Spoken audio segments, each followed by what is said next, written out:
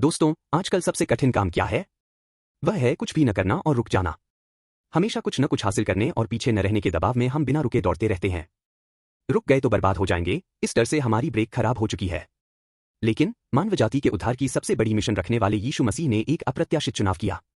जब धार्मिक नेता गिरफ्तारी का वारंट निकाल रहे थे, तब यीशु ने न तो सीधा मुकाबला किया और न ही भीड़ को उकसाया।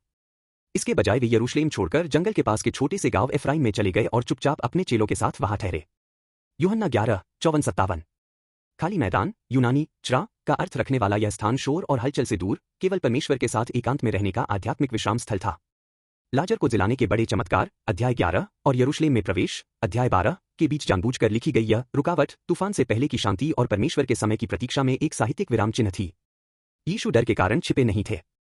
वे संसार के दबाव या लोगों की अपेक्षाओं से प्रभावित नहीं हुए, बल्कि उन्होंने स्वयं को पूर्ण रूप से परमेश्वर की उद्धारकारी समय सारणी को सौंप दिया।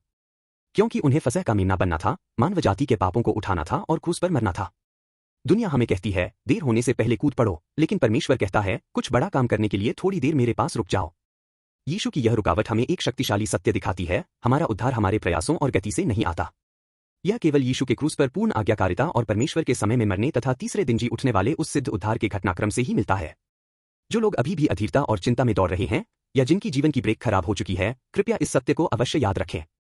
जब आप अपनी शक्ति और योजनाओं को छोड़कर क्रूस पर आपके स्थान पर मरे और जी उठे यीशु को अपने व्यक्तिगत उद्धारकर्ता के रूप में ग्रहण करेंगे, तभी सच्ची विश्रांति, क्षमा और अनंत जीवन की शुरुआत होगी।